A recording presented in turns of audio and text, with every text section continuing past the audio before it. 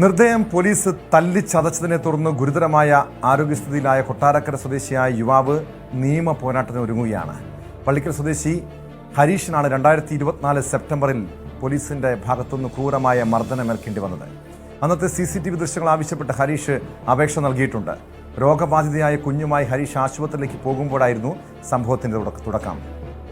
റോഡിൽ വെച്ച് വാഹനത്തിന് സൈഡ് കൊടുക്കുന്നതുമായി ബന്ധപ്പെട്ട് പോലീസ് ഉദ്യോഗസ്ഥനുമായി ആദ്യം തർക്കമുണ്ടായി. പിന്നീട് ആ തർക്കം പരിഹരിക്കപ്പെട്ടു എന്ന് കരുതി ഹരീഷ് കുഞ്ഞുമായി ആശുപത്രിയിലേക്ക് പോയതിനു ശേഷം ജോലിയിലും പ്രവേശിച്ചു. അന്ന് വൈകിട്ട് ഹരീഷ് ജോലി ചെയ്യുന്ന സ്ഥാപനത്തിൽ കൊട്ടാരക്കര പോലീസ് ഒരു സ്വകാര്യ വാഹനത്തിലെത്തിയാണ് ആ യുവാവിനെ കൂട്ടിക്കൊണ്ടുപോയത്. പിന്നാലെ പല സ്ഥലങ്ങളിലെത്തിച്ച് ക്രൂരമായി മർദ്ദിച്ചു. സ്റ്റേഷനിലെത്തിച്ച ഹരീഷിന്റെ കാലിൽ ലാത്തി കൊണ്ട് പൊതിരെ തല്ലി.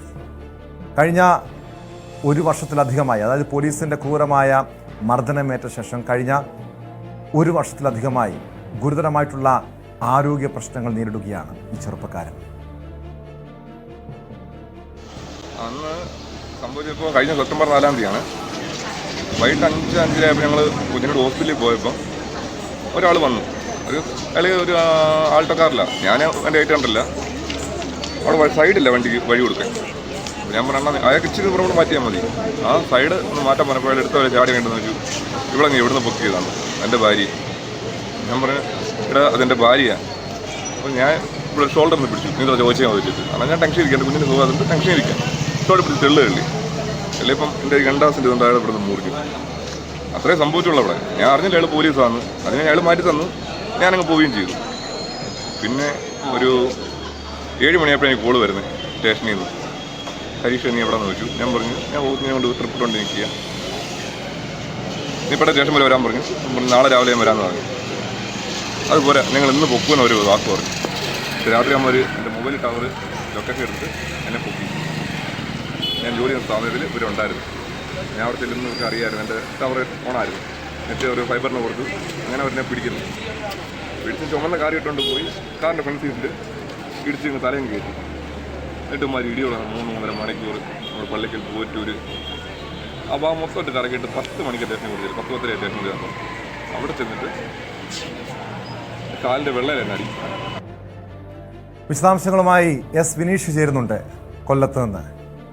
വിനീഷ്, ഇതൊരു പോലീസുകാർ ചെയ്യുന്ന രീതിയിലല്ല, ഗുണ്ടാ സംഘങ്ങൾ, ക്രിമിനൽ സംഘങ്ങൾ പെരുമാറുന്ന രീതിയിലാണ് ഈ ഹരീഷിനോട് ക്രിമിനൽ പോലീസുകാർ, ഇടിയൻ പോലീസുകാർ പെരുമാറിയത്.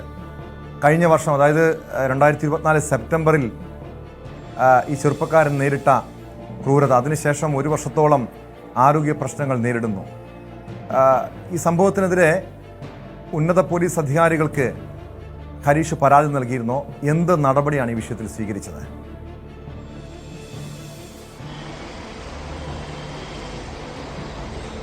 ടോം സൂചിപ്പിച്ചതുപോലെ തന്നെ 1 വർഷം ആകുന്നു ഈ ഒരു സംഭവവുമായി ബന്ധപ്പെട്ട്. നിലവിൽ ഹരീഷ് ഇപ്പോഴും നിയമ പോരാട്ടത്തിൽ തന്നെയാണ്. ഹരീഷിന് ഗുരുതരമായിട്ടുള്ള ആരോഗ്യ പ്രശ്നങ്ങൾ ഇപ്പോഴും ഉണ്ട് എന്നാണ് നമ്മളോട് വ്യക്തമാക്കുന്നത്. അടിക്കടിക്ക് അയാൾ ആശുപത്രിയിൽ പോകുന്നുണ്ട്. അദ്ദേഹത്തിൻ്റെ നട്ടലിന് കാര്യമായ തകരാറുകൾ സംഭവിച്ചിട്ടുണ്ട്. അതുപോലെ തന്നെ കാലിൻ്റെ വെള്ളയ്ക്ക് തകരാറുകൾ സംഭവിച്ചിട്ടുണ്ട്. അതുപോലെ തന്നെ പല സമയങ്ങളിലും അയാൾക്ക് ഓർമ്മക്കുറവുകൾ സംഭവിക്കുന്നതായിട്ടാണ് നമ്മളോട് വ്യക്തമാക്കുന്നത്. അതുപോലെ തന്നെ ഇപ്പോൾ അയാൾക്ക് ജോലി ചെയ്യാൻ കഴിയാത്ത സാഹചര്യമാണ് നിലവിലുള്ളത്. 1 വർഷമാകുന്നു. കഴിഞ്ഞ 2024 സെപ്റ്റംബറിലാണ് ഈ ഒരു ക്രൂരമായിട്ടുള്ള മർദ്ദനത്തിന് ഇരയാകുന്നത്. ഇയാൾ ജോലി ചെയ്തിരുന്ന സ്ഥാപനത്തിൽ നിന്നും മഫ്തിയിലെത്തിയ പോലീസ് സ്വകാര്യ വാഹനത്തിൽ കൂട്ടിക്കൊണ്ടുപോവുകയായിരുന്നു. അതിക്രൂരമായിട്ടുള്ള മർദ്ദനമായിരുന്നു. അതായത് വാഹനത്തിൽ കുനിച്ച് നിർത്തി, കുനിച്ചിങ്ങനെ ഇരുത്തിയിട്ട് മുതുകത്ത് മർദ്ദിക്കുകയായിരുന്നു. കിലോമീറ്ററുകളോളം വാഹനം ഓടിച്ചു പോയെങ്കിലും ഈ മർദ്ദനം തുടർന്നുകൊണ്ടേയിരുന്നു എന്ന് പറയുന്നു. അങ്ങനെ ഒരു രാത്രി 10 മണിയോട് കൂടിയാണ് കൊട്ടാരക്കര പോലീസ് സ്റ്റേഷനിൽ ഇയാളെ എത്തിക്കുന്നത്. തുടർന്ന് ഒരു ഡെസ്കിൻ്റെ മുകളിൽ കിടത്തുകയും കൈകാലുകൾ ബന്ധിച്ചതിന് ശേഷം അതിക്രൂരമായിട്ടുള്ള മർദ്ദനം, കാലിൻ്റെ വെള്ള അടിച്ച് പൊട്ടിക്കുന്ന തരത്തിൽ എത്തി. അതുപോലെ തന്നെ ഇയാളുടെ കണ്ണുകൾ അടിച്ച് പൊട്ടിച്ചു. കണ്ണെല്ലാം നല്ല രക്തത്തിൽ കലർന്ന ഒരു കളറിലായിരുന്നു. കാരണം ഇത്രയും അവശനായ രീതിയിലാണ് ഇയാളെ അവിടെ നിന്ന് മജിസ്ട്രേറ്റിൻ്റെ മുന്നിൽ ഹാജരാക്കിയത്. മജിസ്ട്രേറ്റിന് ഹരീഷിനെ കണ്ടപ്പോൾ തന്നെ ബോധ്യമായി. മജിസ്ട്രേറ്റിന് കൃത്യമായിട്ടുള്ള ഒരു ലോക്കപ്പ് മർദ്ദനം ഇയാൾക്ക് ഏറ്റതായിട്ട് ബോധ്യമായതുകൊണ്ടാണ് ഉടൻ തന്നെ കൊട്ടാരക്കര താലൂക്ക് ആശുപത്രിയിലേക്ക് അയാളെ പ്രവേശിപ്പിക്കുകയും ചെയ്തു. കൊട്ടാരക്കര താലൂക്ക് ആശുപത്രിയിൽ ചികിത്സയിലിരിക്കുകയാണ് അയാൾ നിയമ നടപടിയുമായിട്ട് മുന്നോട്ട് പോയത്. ഈ സംഭവം തന്നെ അന്ന് വലിയ വാർത്തയായി മാറിയിരുന്നു. നമ്മൾ ന്യൂസ് 18 അടക്കം ഈ വാർത്ത നമ്മൾ റിപ്പോർട്ട് ചെയ്തതാണ്. ഇപ്പോൾ തുടർന്നുള്ള ഇയാൾക്ക് ജോലി ചെയ്യാൻ സാധ്യമാവുന്നില്ല. വീണ്ടും ഇയാൾ ഇതുമായി ബന്ധപ്പെട്ട് നിയമ പോരാട്ടത്തിലേക്ക് പോകുന്നു. വിവരാവകാശ നിയമപ്രകാരം ഇതിൻ്റെ CCTV ദൃശ്യങ്ങൾ ശേഖരിക്കാനായിട്ട് ഇയാളിപ്പോൾ നിയമ വിദഗ്ധരുമായി സംസാരിച്ചതിനുള്ള നടപടിയിലേക്ക് നീങ്ങിയിരിക്കുകയാണ്. ജില്ലാ കളക്ടറുമായി ബന്ധപ്പെട്ട് സംസാരിച്ചു. ഈ കാര്യങ്ങളെല്ലാം തന്നെ ബോധ്യപ്പെടുത്തുകയും ചെയ്തു. ഉന്നത പോലീസ് അധികാരികൾക്കെല്ലാം തന്നെ പരാതി നൽകിയ സാഹചര്യമാണ് ഇപ്പോൾ ഉള്ളത്.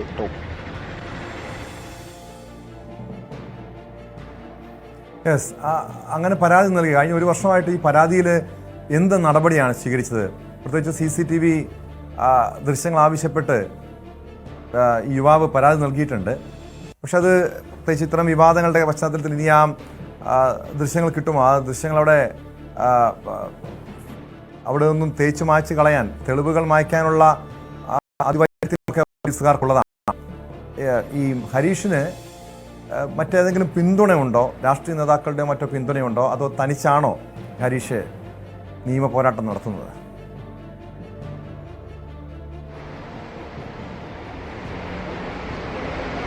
ടോം, നാട്ടുകാരുടെ വലിയൊരു പിന്തുണയുണ്ട്. അതുപോലെ തന്നെ രാഷ്ട്രീയ സംഘടനകളെല്ലാം തന്നെ ഹരീഷിന് പിന്തുണയായി എത്തിയ ഒരു സാഹചര്യം ഉണ്ട്. കഴിഞ്ഞ ഈ ഒരു സംഭവവുമായി ബന്ധപ്പെട്ട് തന്നെ കഴിഞ്ഞ വർഷങ്ങളിൽ പോലീസ് സ്റ്റേഷൻ മാർച്ച് അടക്കം BJPയുടെ നേതൃത്വത്തിൽ നടത്തിയ സാഹചര്യം ഉണ്ടായിരുന്നു. ഇപ്പോഴും നിയമ പോരാട്ടത്തിലാണ്. ഞാൻ നേരത്തെ സൂചിപ്പിച്ചതുപോലെ തന്നെ സംഭവം ഇത് വലിയ രീതിയിൽ വാർത്തയായി മാറി, അല്ലെങ്കിൽ ഇത് വലിയൊരു വിമർശനത്തിലേക്ക് എത്തിയപ്പോൾ തന്നെ ഇതിൽ കുറ്റാരോപിതരായ പോലീസുകാരെ സ്ഥലം മാറ്റിയ ഒരു സാഹചര്യത്തിലേക്ക് എത്തിയിരുന്നു. അതായത് ഇതിൽ കൊട്ടാരക്കര സ്റ്റേഷനിൽ SI ആയിരുന്ന പ്രദീപ് എന്നാളെ ക്രൈംബ്രാഞ്ചിലേക്ക് മാറ്റുകയും തുടർന്ന് അയാളെ കുണ്ട്ര പോലീസ് സ്റ്റേഷനിൽ SI ആയിട്ട് നിയമിക്കുകയും ചെയ്തിരുന്നു. നമ്മൾ 2 ദിവസം മുൻപ് റിപ്പോർട്ട് ചെയ്ത മറ്റൊരു വാർത്തയുണ്ട്. ഒരു സൈനികനെ മർദ്ദിച്ച് കൊലപ്പെടുത്തിയതുമായി ബന്ധപ്പെട്ട്, ലോക്കമർദ്ദനവുമായി ബന്ധപ്പെട്ട് ഒരു മാതാവ് പരാതി നൽകി. ആ മാതാവ് നിയമ പോരാട്ടത്തിലേക്ക് നീങ്ങുന്നതുമായി ബന്ധപ്പെട്ടുള്ള വാർത്തകൾ നമ്മൾ കഴിഞ്ഞ ദിവസങ്ങളിൽ ചെയ്തിരുന്നു. ഇതിലും കുറ്റാരോപിതനായ SI ആണ് ഈ പ്രദീപ് എന്നാണ് നമുക്കിപ്പോൾ അറിയാൻ കഴിയുന്നത്. ഈ ഉദ്യോഗസ്ഥനെതിരെ നിരവധി പരാതികൾ പല ഭാഗത്തു നിന്നും ഉയർന്നു വരുന്നൊരു സാഹചര്യം നിലനിൽക്കുന്നുണ്ട്. എന്തായാലും ഈ കുറ്റക്കാർക്കെതിരെ കർശനമായൊരു നടപടി സ്വീകരിക്കണം, തൻ്റെ നിരപരാധിത്വം തെളിയിക്കണം എന്നുള്ള ഒരു വലിയൊരു ആവശ്യമാണ് ഇപ്പോൾ ഉയർന്നു വന്നിരിക്കുന്നത്. അതായത് അതുമായി ബന്ധപ്പെട്ടുള്ള പ്രദീപിൻ്റെ പരാതിയും കൃത്യമായി പറയുന്നുണ്ട്. ഇതിനകത്ത് മറ്റൊരു ഗൗരവമായ മറ്റൊരു വിഷയം കൂടി സൂചിപ്പിക്കാനുള്ളത്, ഈ മർദ്ദനത്തിന് ഇരയായതിനു ശേഷം പോലീസ് സ്റ്റേഷനിൽ നിന്നും ജാമ്യം ലഭിച്ച് പുറത്തേക്ക് വരുന്ന സമയത്ത് ഈ പ്രദീപിൻ്റെ ഭാര്യ പോലീസ് സ്റ്റേഷനിൽ കാത്തുനിന്നിരുന്നു.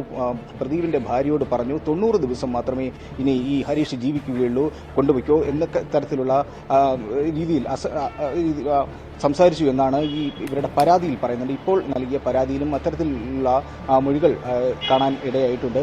എന്തായാലും വളരെ ഗൗരവമായ ഒരു വിഷയമാണ്. ഒരു യുവാവിന്റെ ജീവിത പ്രശ്നമാണ്.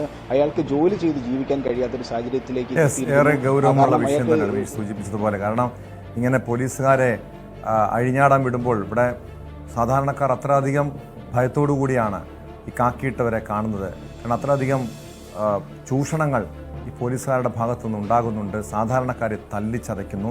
ഈ ഹരീഷ് എന്ന ചെറുപ്പക്കാരനെ മർദ്ദിച്ച പോലീസുകാർക്കെതിരെ നടപടി സ്വീകരിക്കാൻ ആഭ്യന്തര വകുപ്പ് തയ്യാറാകണം. സ്പോട്ട് ലൈവിലേക്ക് തിരികെ എത്താം. ഇടവേള കഴിഞ്ഞു.